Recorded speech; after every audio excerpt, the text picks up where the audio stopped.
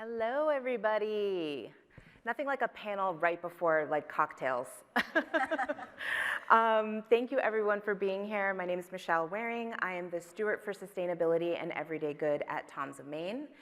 And I am delighted to have this group of emerging leaders and people doing great work in the world. The topic of the conversation is the intersection of climate and equity, and highlighting young people who are leading the way. As we've sort of heard today, right, the impacts of climate are being felt now, and we know that the people who are most impacted are coming from underrepresented, marginalized communities. And one thing that we also realize is that those people are not always at the table when it comes to solutions. And so Tom's of Maine has really been excited to have this initiative called the Incubator, where we're resourcing young people who are part of the solutions. And not only with funding, but with mentorship, with support, workshops. And so we're really excited to talk about this program. So I want to sort of begin with this great panel and let everybody sort of introduce themselves and the work that they're doing. So let's start here. Yeah. Well, good afternoon, everyone.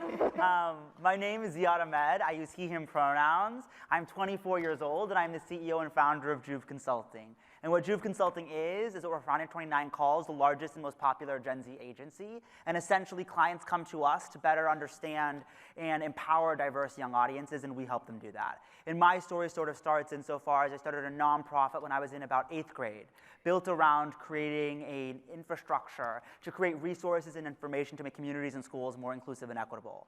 And sort of through that, I found myself at a very young age in rooms that I didn't know existed, right? With industry leaders, with politicians, where so often I was the youngest person in the room by 2-3 decades. And I realized how often so many conversations were happening about us that were not with us. And so I'm very grateful to be in conversation with you all today, and that you all are having this conversation with us, and that Tom's of Maine has been such an extraordinary partner and investor in diverse young voices who are leading the way, like my friends over here. And so I'm ecstatic to be here, to be in conversation, and really excited to move towards solutions that hopefully push us all forward. Yeah, no, definitely. It's so cool. Hi, everyone. I am Isaiah Hernandez. I am an environmental media creator. I've done climate work for decades now. I really run this platform called Queer Brown Vegan that is an independent media platform that really focuses on teaching young environmental communicators on how to produce and storytell and create. I started back in 2019, really just starting off with this basic idea of doing infographics and then going into full production mode of now working with a lot of corporations and nonprofits and foundations to communicate climate science. And now I really just work on curating events, and I have an event later tonight too. And another one on Thursday. Another one on Thursday. We'll let you plug that for sure. Yeah. Don't worry.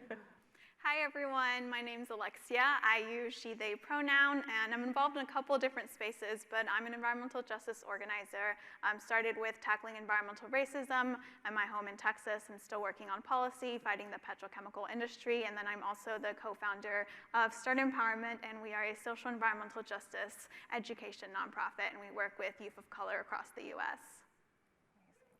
Hi, my name is Arsema Thomas. I'm an actor, and I honestly just view myself as like kind of an advocate for people like these three who are doing amazing things and kind of uplifting them. So that's me.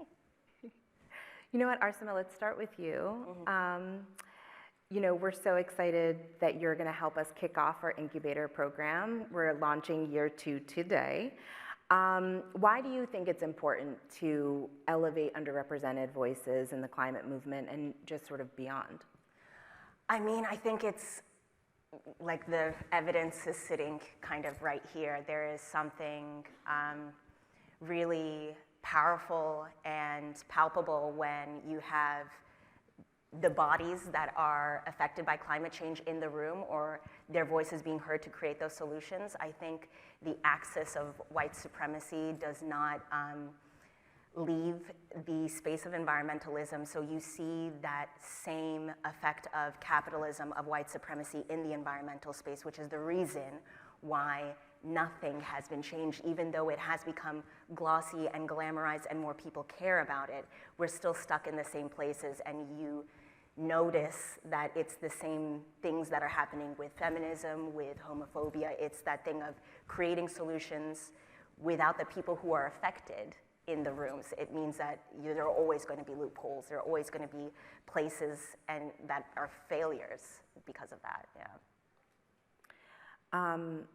Alexia, as one of our incubator members from year one and recently named GRIST 50, one of the 50 top climate leaders driving fresh solutions to our planet's biggest problems.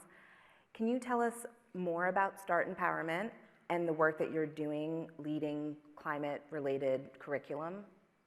Yeah, so Start Empowerment really came to be because me and my friends saw the lack of access to environmental justice education. I think growing up in Texas, that was not a topic that was very popular or touched upon. And then when it was, it was very brief and it focused on climate science, which is extremely important, but we really weren't having the conversations about the root cause, about our relationship to land, about the exploitation that was happening, about what was taking place in communities of color.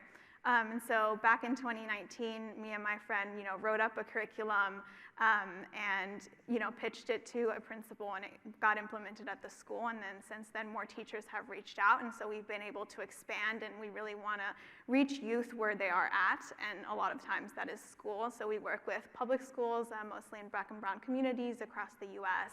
And then we also started doing a lot of community-based education, and our goal is really for young people to have the tools to connect their lived experiences and lived realities with the critical analysis of systems of oppression, and really give them the tools, the funding, the support to organize their communities and create change. Isaiah, I can't see you, so I'm going to lean up. You're a year one mentor of the incubator program. Can you share more about queer, brown, vegan, and the importance of engaging different identities and cultures in this movement? Yeah, I think with the mentorship side and mentee side on this end, it's really important for young people to be really accelerated in their careers. I mean, right when I got out of college, almost 6 years ago now, I remember I thought I did everything I wanted to do. I was I'm going to do environmental science, and applied to the environmental NGOs. I applied to Greenpeace, NRDC, 350, all of the big orgs that you can think of. And then they got back to me and they said, no. They said, you don't have good climate media work. And I remember just thinking, as a young person, I thought I did everything I could. And I actually worked at a creative agency here in New York City. And everyone who lives in New York, you know that you live and die in the city. And it's a work hard, play hard mentality. But out of that experiences, I think what came out of it is the lack of identifying that there is lack of climate media that was being presented years ago. I think, of course, major news outlets and journalists play a huge role in accelerating climate solutions, but I really struggled to find Black, Indigenous, people of color that were doing climate media work online. And so I think when I got into this program and just doing Queer, Brown, Vegan, I just really wanted to showcase to people this has been my career for the last 3 years full time. I don't have any side jobs. I don't work for a corporation. I work for myself and have a team, but that it is possible for us to redesign media systems through a cultural lens, because I don't think that a lot of us have the traditional routes of being scouted or going to these commercials and not getting it. And it's I want to show people it's perhaps the future of these media systems and communicating climate is through decentralized forms of communication. And I know that I rely a lot on social media, which is hypocritical. It's we'll use Instagram, Meta, and all these platforms. But I do think that there's a really huge initiative and narrative that's being rewoven right now as we speak. And I think uniformity is, from what I've seen in the past, is our greatest destructor in Earth. Instead, we need diversity of thought, and we need diversity of different perspectives of views, despite me disagreeing on certain things, and also recognizing, as mentioned before from our panelists, the dominant capital structures that we operate are harmful, and then they need to be redesigned for the better. Yes. Ziad, you're a leader in sort of Gen Z space and youth empowerment, and you're bridging sort of the Gen Z voices and corporations. How have you used the work in those spaces to amplify the climate agenda, and what role are you seeing for young people in the climate movement? Yeah. So obviously, right, I cannot and do not speak unilaterally on behalf of 2 billion people, right? And it would be reckless and irresponsible for me to claim expertise on such a diversity of perspective and thought.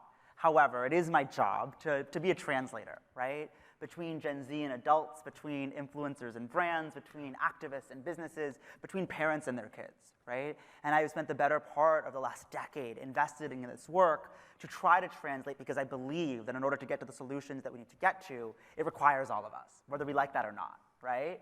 And in so far as that translation work, what I come into contact with a lot, right, is what I'm trying to dispel insofar as a lot of corporate understanding of Gen Z is, one, that you can understand any group as a monolith, right? And that a white paper is a sufficient replacement for meaningful conversation and community building with an actual cohort, because it is not, right? If folks want to engage with the climate justice movement, they ought to engage with the climate justice activists building that movement. And so often, what we see corporations do is talk in rhetoric rather than action, right? And so when we think about what bridging that translation, what that translation looks like in terms of bridging that gap, it's uniting resources to an engine that already runs, right? We know that, to the point that was made, indigenous solutions, right, and solutions in Black and brown communities have existed for as long as time. It is not the case that solutions to the problems that we are facing do not exist. It is the case that those solutions have been under-resourced and under-platformed, right? And so it is my job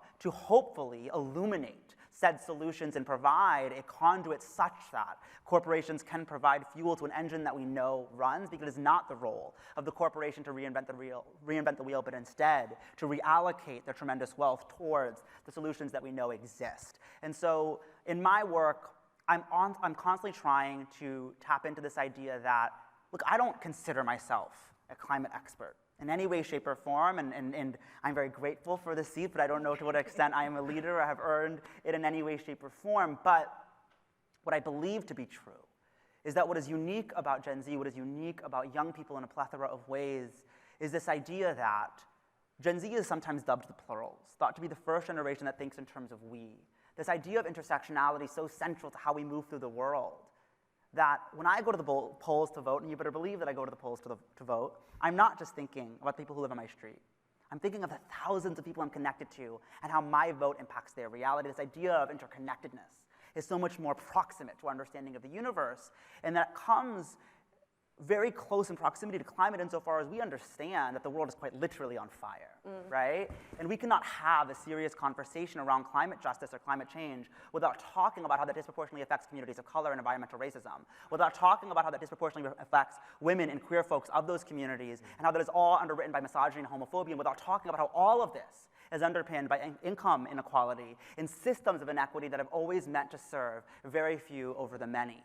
And so when we talk about climate justice, to me, it is talking about justice and liberation for all and always and all forms, because these fights are united and linked and intersectional. And so in the work that I do, it is all about translation, all about intersectionality, because we need all of these groups coming to the table to saying, this is who we are and this is what we demand, and you will be damned if you think otherwise. So, I mean, it lends to this point that I kind of want everyone to weigh in on, is like, how does equity and climate intersect? And like, what does that mean to you? I mean, the sort of topic of our discussion is about climate and equity. What do you all think about that? I feel like you touched on your answer, but like, I'd love to hear from everybody else. I mean, I feel like the two are kind of one and the same. You can't really parse one without the other. I don't know what an equitable world looks like where the climate is still in jeopardy. And I don't know what a climate solution would look like without equity. I think the two are symptoms of the same disease. Yeah, that's the way that I would break it down. What do you think? Yeah, I think it really, I mean, I'm a history nerd, so I think it really goes back to like, you know, colonization and what that has done for our planet.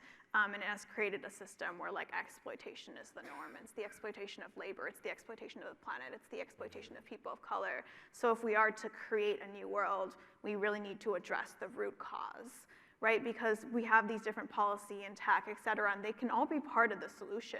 But if we're not really addressing the underlying root, we're not really getting anywhere. We're just creating a green capitalist world where maybe certain people have a clean environment or certain people have access to certain resources, and we're still continuing to prioritize profit. And so I think we really have to dig at the root, and that is the root of all inequalities. Isaiah, anything to add there? Yeah, I mean, I think echoing what everyone's been saying, it's like, you know, I think the isms and phobias that exist is under within the systems of oppression, but white supremacy, to name it for what it is. And I think during these stories of ecologies of collapse, right, and many people were taking pictures of this clock here, and it's like from climate clock to talk about really that the time that you see here below is the amount of time we have left to stage off the increase of 1.5 degrees Celsius. And many people and climate researchers and scientists have said that if we hit a 1.5 degrees Celsius threshold, that will cause catastrophic events such as crop failure. So from our food supply chain will be collapsing because we rely on a global food system, to the amount of climate disasters where people will be forcibly displaced, from floods, from fire zones.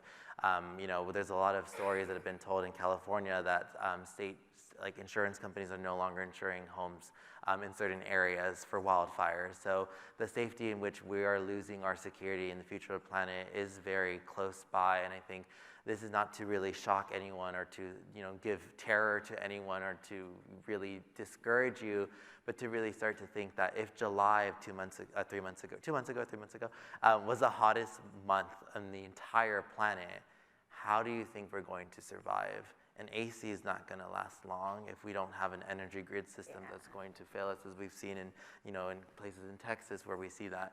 It's not going to survive when there are people literally spending millions of dollars on bunkers with food, and the doomsday preppers. We rather spend that much money to prepare instead of to invest in our communities. To me, it's like reimagining those ecologies of collapse into ecologies of bloom. I guess coming back to the two of you as sort of, you know, leaders in the climate space, what do you see are the opportunities for young people in this work? I mean, I think young people have always been at the forefront of creating change, right? Like throughout history, and from the pipeline fights to like the Black Panthers, et cetera. I think young people, maybe because we're younger, like aren't so ingrained in the system. I think a lot of people notice, right, all these little questions. Even like I remember at school, like just asking myself, like, oh, why is the pollution located here and not in that neighborhood? Or like, why are police killing people that look a certain way? Or like just all these little discrepancies. And I think because we are young, it's easy to be like, we're gonna change it, and then to actually follow through and do it. Like some of the campaigns have come out of like, okay, we're gonna somehow figure out how to get rid of like this toxic tank farm, even though everyone had told us like that's not possible. And so I think, you know, young people have the opportunity to take leadership, to really step up and like really use this such unfortunate and terrible situation that we're in to reimagine everything. And reimagine how we relate to each other, and reimagine the world, and really build a different community that we want to see and we want to live in. And I think, but at the same time, we have to create intergenerational movements, right? And we really have to learn, you know, wisdom and knowledge from our elders and collaborate and work together to create that new world that we want to see. But, you know, because we're in such dire situation, we can use it to try to change everything. Yeah, and echoing from what Alexia's been saying is that you know, it's a very weird time in my life where it's like I'm in my late 20s, so sometimes in spaces I'm too old, but in some spaces I'm too young. But then like there's also this thing where it's like I don't relate to millennials, and then sometimes with Gen Z I'm like, oh, I'm kind of like slightly older. Like I don't relate to that either. I mean, some things I do, and then some things from millennials. But I think like, you know, on my end with that, it's really much the idea of like, how do we really shift this concept of what America has sold many immigrants and many people of the American dream, of this idea of like, we cannot have generational wealth without ecological wealth, and really understanding the fact that there are so many people who have lied to themselves to choose careers for, unfortunately, family circumstances. Like many immigrant kids are forced to sometimes believe in a certain dream that their parents want. And so for me, like I remember really battling with this idea of studying an environmental career and thinking, well, I have enough money to even pay rent. Like I'm not asking to be rich, I'm not asking to own multiple homes. I'm literally asking, like, can I raise a family? Can I have a car? Can I, like, you know, buy basic groceries? Can I have access to health care? And it seems to me that so many of us are like having to sacrifice the simple things that should have been given to us as a society to choose exploitative industries. And I have a lot of friends that after college, it's like some of them had to work at these exploitative institutions that I personally don't agree with, but at the same time, I know I'm not someone in the capacity to challenge them in that way because they're supporting their families. And I think on my end, I feel that with younger generations trying to find a climate career, it's not so much of a nonprofit anymore. There's a lot of new innovations happening. Of course, we have to be worried about green capitalism too, because I don't believe in those carbon capture sucking machines that make lab-grown diamonds. It's like, you know, we need to really understand, like, what are we really doing here? And the concept of ecological wealth to me means so much to me because I think I've had to really come to understanding that, you know, to choose to be alive or to choose to love in a both living and dying world is an act of humility. And I think all of us as organisms and species that exist here, like we really struggle with trying to feel loving towards ourselves. And I think right now in our political landscape, we feel a bit loveless in a land that was meant to love. And that's something that I feel in a spiritual side, there is some component that needs to be reintroduced to our capital structures, or not even capital structures, but the ways in which we're teaching our future generations, because it breaks my heart to see that, yes, there's all these economic opportunities, but like biophysically and spiritually, people feel so empty inside still. Yeah, and I mean, I guess part of that is, right, the need for hope and the need to like feel like those solutions exist and we're headed towards those. And then that was one of the big reasons why we developed the incubator campaign, is to this idea of hopefulness, like these solutions exist and we want to help resource those, right? And that really is the incubator program, and we really designed it for this idea of like, how can we support that next generation who have solutions that they want to see come to fruition. And we actually have a video from our incubator last year that we're going to play, and it will come right now. Right, Steve? I didn't give him enough time. I have to. A lot of the work that's being done in regards to environmentalism and sustainability is all centered around innovation. It's centered around changing the paradigm of the way that we do things.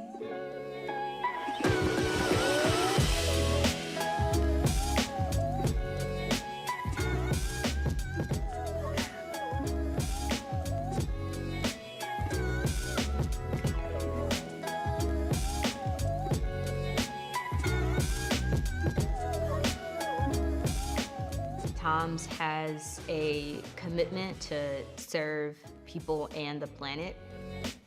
It's not just giving a young person a seat at that table, it is resourcing that seat. It is putting them in positions of leadership to actually make a long-lasting difference. It provides a framework for how can we collectively organize. What it's going to look like? What is the planting plan? Their whole idea of investing and reinvesting into communities, into people, is something that I'm doing with this work in terms of reinvesting in HBCUs.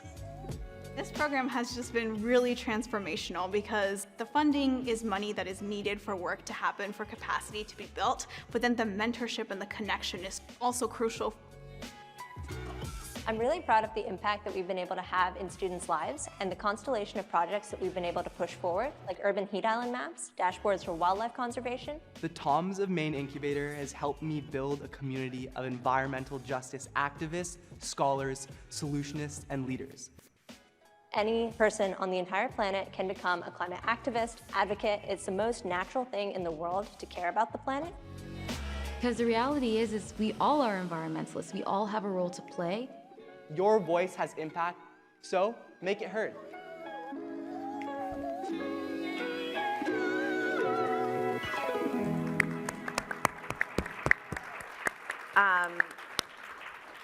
I'm just so proud of this group, and if you don't, you know, some of our other members, Sanjana's here, we're just so proud of all the work that they're doing, and check them out if you haven't followed any of them, because they're amazing and incredible leaders.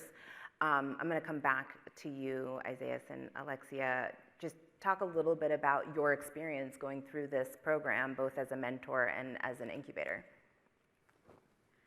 Yeah, so I'm not gonna lie, when I first applied, I was just like, I need money. I think it's a common problem in youth organizing. I was like, we'll see how this goes. I was like a little bit suspicious, I'm not gonna lie, because a lot of organizations, especially white-led organizations or corporations, have screwed me over and have screwed my peers over in the past. Even, you know, if things sound good on the website, there's the equity language, you still don't really know what's happening behind the scene.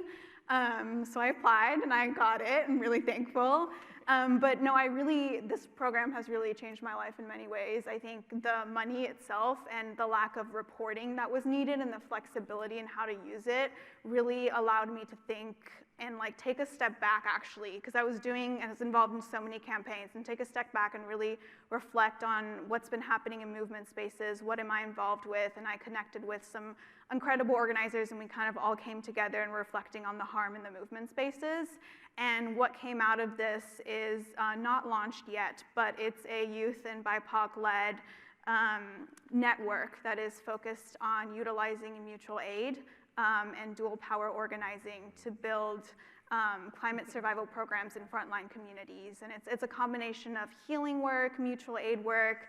We have someone who acquired 100 acres of land and is doing really cool sustainable farming. And so we're really trying to build this together. But without this funding, I wouldn't have been able, and we wouldn't have been able to have the time and the space to reflect and really figure out what's the next thing that our movement needs, what's the next thing that our frontline communities need. And that flexibility made it possible. And then I think the other big thing has been the people that I've met, like the mentorship, Christy, and then also folks like Rev Yearwood that I met briefly, but he's continuously stayed in touch with me and provided support. And so this has really been an incredible experience. I've been texting all my friends. I'm like, y'all need to apply. So yeah, it's been really cool to be a part of this. Yeah, I think from the mentor side, and this is something I always preach, is mentors have really gotten me to the next level of my career. And you can have so many mentors. I have a financial mentor, a spiritual mentor.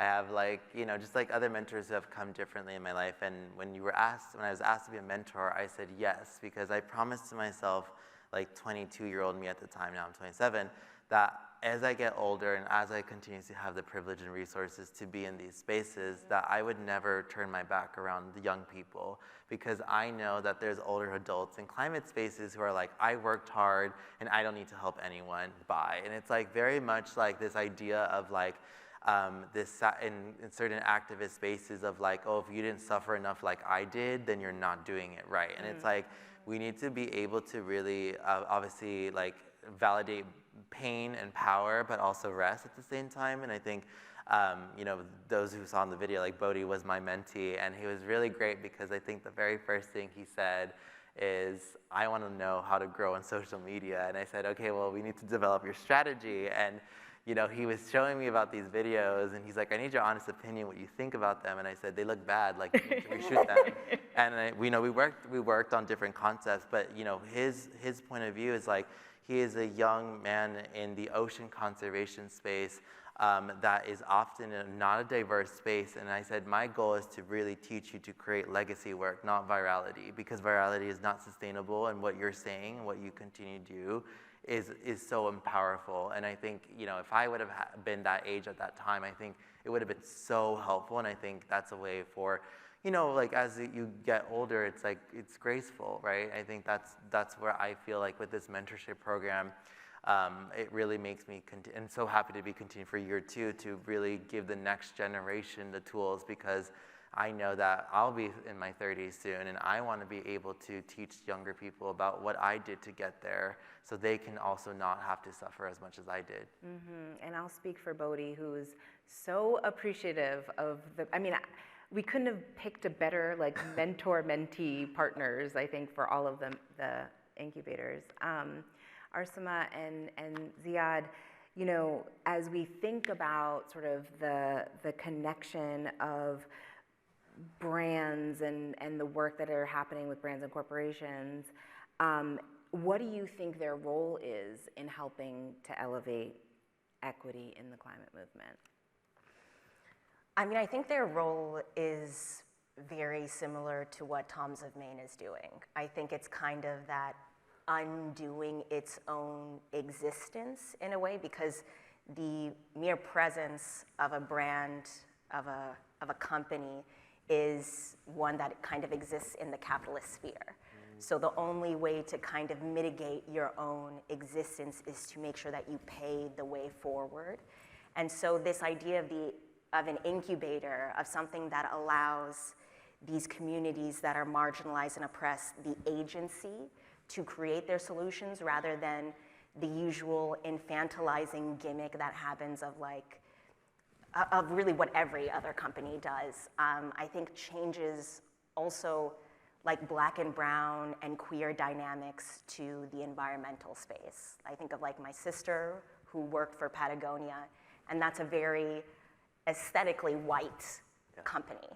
And I remember the disillusionment that happened of what that means when you are not in the environmental space and it lacks the intersectionality that I think we've all been talking about. And so I think for the corporate and brand side, since it's not an actual living body, the intersectionality happens when you meet anti-capitalism with environmentalism. So I think that's the main purpose and space that a brand, a company can kind of come at the climate space discussion, is kind of how do you apologize for your own, being. Yeah. Look, it's a hard question, right? Because, I mean, I think the truth that we have to contend with is that we don't need more things, right? Like, there is enough stuff in the world to provide for people, but there is a desire, right, for us to accumulate more. A desire that I am not divorced from, right? Like, I like buying new things. Like, whether or not I should is a separate question. Do I try to increasingly thrift and spend responsibly? Sure. But I think that the truth of the matter is a lot of businesses are really uncomfortable with addressing the hard truths that exist right now, which is that there are relatively few things that we need, right? Like, we need food. Like, maybe we need toothpaste. Like, maybe I would argue we do. Yeah. Like, maybe that's do. important. But even in the green room before, we were joking, right? They were like, stock up on all the free stuff, and I was like, it's Climate Week. I'm not trying to be consumerist and grab all these things that I don't need. And they're like, well, okay, maybe you do need toothpaste if you're running out. And it's like, that's true, but maybe do I have enough? I don't know, right? And I think these are the questions that we're asking ourselves, right? Around what is enough, right? And I think the reality is, it is good for society for some businesses to no longer exist, right? It is good for society for us to really massively pivot how we operate, what we sell, where we sell, how we supply in transformative ways that are not always beneficial to the bottom line, right? And I think that I get the realities of being a business owner. I am a business owner, right? I get the realities of being accountable to your stakeholders, to your employees, and these are hard realities to navigate within the markets that we operate in. However, right, we have to acknowledge where society is headed and that we're on an unsustainable path, and that increasingly what young people are asking of brands is to not just say we're on board with sustainability, because sustainability in the word says that the status quo is somehow sustainable. The goal is not to sustain, the goal is to regenerate, the goal is to deconstruct, the goal is to revitalize, the goal is to completely reimagine, right, what society, what business, what product look like, right? There is no real solution other than decreasing consumerism and promoting circularity, right? And those are not truths that most businesses are born based out of. And so what does it look like to fundamentally reimagine our supply chain systems, the way that we operate, to embrace circularity and to embrace a more austere approach to consumerism, such that you're investing in better products that last longer, as opposed to worse products that are cheaper to produce, right? While not sacrificing accessibility because an affordable price point is necessary in a world with so much inequality, wherein all of these things can exist in tension at the same time, and so it's not easy, right? It is challenging. It is deeply challenging, but it is necessary, right? That we fundamentally reimagine, and I think the role that brands have to play is one where they are honest, and I think that so often brands are dishonest, right, in regards to what they are doing, in regards to how hard they are trying. And I'll be very frank, right, with this room. It's like Climate Week, it was Fashion Week last week, right? I've been very grateful to be a part of a lot of panels and conversations, but so often, even in impact conversations, climate conversations, I'm sure even at this conference, this conversation has been had, we are still being asked to make the business case, right? We are asked to say, do this because it can and will make you more money. Instead of saying, do this because the world is on fire and we have no choice, and do this because there is a moral wrong and moral right on some of these questions, right? And I am interested in having conversations on how do we make money so that we can do good, not how do we do good so that we can make money, right? And these are two very different conversations. But so often, what is happening and why things feel so forced and unauthentic is because a brand in a boardroom with no diverse young people got up there and said, oh my God, you know what young people love now? Doing good, right? Let's sell to them doing more good so we can make a bunch of not young people who do not reflect these communities who are most harmed by the adverse effects of climate change, make them more money. Instead of saying, you know what young people need? Air to breathe. You know what young people need? A future that is inhabitable. You know what young people deserve? Honesty and clarity. And so we're going to deliver what young people are demanding, not because it lines our pockets, but because of what happens if we do not, right? And so the question then becomes, how do we grow in ways that are aligned such that our business models, by scaling, inherently make the world better because we've embedded purpose, impact, and how we operate, and how we govern, and how we redistribute such that we can make the argument that like it is possible for us to all win, but it requires a great deal of reimagination for us to get to there. And I want us to win, right? I want us all to win. I believe in intersectionality, and I believe that business has a role to play in this conversation, but I believe that it has to be a very different conversation than the one that's happening right now, because we're losing a lot of young people by having a conversation that does not resonate with us and that does not speak to the work and realities that diverse young communities are facing day in and day out. So, I mean, I think that obviously these conversations are always hard, and they're always, you know, I think we understand the sort of gloom and doom of what's going on, and this is sort of an off-script question, but I guess I want to leave people with hope, right? Like, that's the point, right? Like, we need to inspire people to, like, take action. We need to, you know, be hopeful. Can you guys share something that, like, brings you hope in this work? Because obviously it's hard, and obviously it's daunting, and obviously it's heavy. What brings you hope? I mean, I guess I'll start with you. Oh, no. Or if anyone wants to jump in. Yeah, I'll be like second on this one. I mean, everyone's looking at me. You know, my team and I kind of operate with evidence-based hope. So like what evidence-based hope is describing is that it looks at the continued momentum of things that are working for our society. It's not just rooted in this wishful thinking or like good vibes only. It's like, it's actually looking at things. And, you know, one of my mentors told me, you know, hope cannot be seen sometimes. And I was like, what do you mean, like, hope can't be seen? I see it right now, I'm alive. And she's like, no. What she was saying is that we were, you know, we were in the ocean and we were swimming, and she was saying, like, what do you think when we're swimming here? And I was like, oh, I just think of, like, how much whales are dead, probably, or, like, animals that died. And she's like, yeah, it's a little bit negative, but, you know, what if I told you that, you know, humpback whales are returning back in Monterey? And I was like, didn't know that. And she's like, that's the thing, hope cannot be seen sometimes from the physical eye. And so I think on my end, as much as you can validate both that I feel hopeful and helpless at the same time, I don't think we as humans and organisms operate in binary feelings, and that's the thing that's allowed me to feel comfortable with those messy contradictions, is that being human is being messy, but also unraveling those systems is what's going to keep me alive and understanding of myself.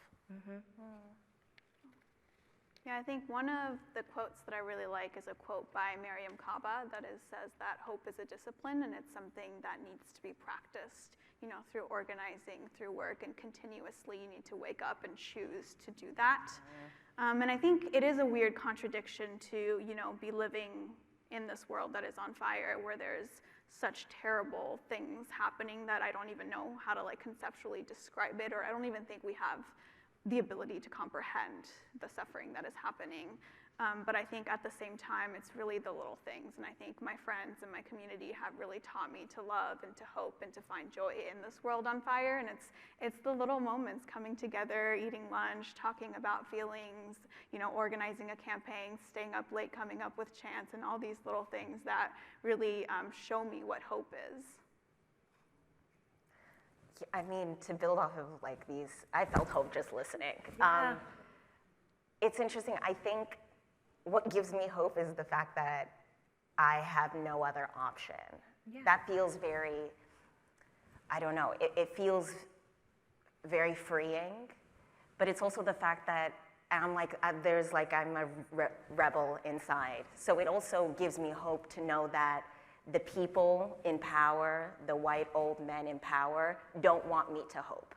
So then it makes me hope even double over, because the only way we can stay in this status quo is if we believe the messaging that we've been told, that everything is too effed for us to do anything, so we should just sit and take it. And there's something that feels energizing knowing that that active choice of being hopeful is already the big middle finger to the massive establishment that is keeping us here. To build off of that, the Harvard Institute of Politics biannual youth poll finds that presently more young people are fearful about the future than hopeful, right? And that is a really sobering statistic to contend with. But I think what is so magical and why I find hope is the fact that we are still hopeful, right? That reality, that statistic does not mean that young people are not dreaming. It means that we are dreaming that much louder, right? It means that we are dreaming with that much more urgency. And where I find hope is the fact that this stage is possible, that we are here right now.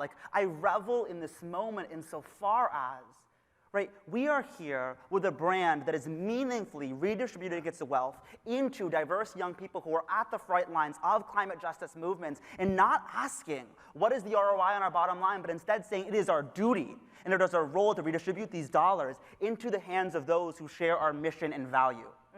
That is not happening enough, but it is right now, and it's being given center stage during Climate Week with what an enormous opportunity and win that is. And we are here with an actress who is a part of a franchise that has meaningfully made my community and so many communities feel more seen and more beautiful on screen. And the fact that that actress would then use the fame propelled by a franchise created by women of color, right, to advance the interests of marginalized communities, to use that platform to advocate for climate justice, to use that platform to advocate for reinvestment back into organizers and activists leading the way, and the fact that we have organizers and activists that can do this work full time, and there is the capital being invested into them, that we can have these events and we can center their voices, that gives me hope, damn it, right? We are here and we are living what we were once told was impossible. Right? My parents certainly did not think my career path was possible, but here I am. I don't have a single skill. I just talk, I just talk a lot, right? And somehow I am here, and somehow we are here, right? And we are representing, and we are changing, and we are debating, and we are innovating, and I hope, inshallah, God willing, that gets us somewhere better than we've been. Because I was just at a talk, and someone used this quote that I think this moment and leadership is defined by making the improbable possible, right? And I think what gives me hope is that we are. In this panel, this moment is testament to making the improbable possible. And it is young people uniquely that look at the world and say, just because things have been this way does not mean they have to stay this way. And it is young people uniquely who look at the world and say that if this table wasn't built for me, wasn't built by people who look like me, who love like me, and people who look and love like my friends, then I don't want it, and I flip it and build a new one. And here we have that table, and that gives me hope. Yeah, I mean, I selfishly asked that question because you all are giving me hope as well. So thank you guys so much. Thank you for giving us hope. And thanks everyone for joining us. You know, plug for the incubator. The applications are open today, and we're excited to see all of the great work that people are doing. So. And you all give me hope. Thank you.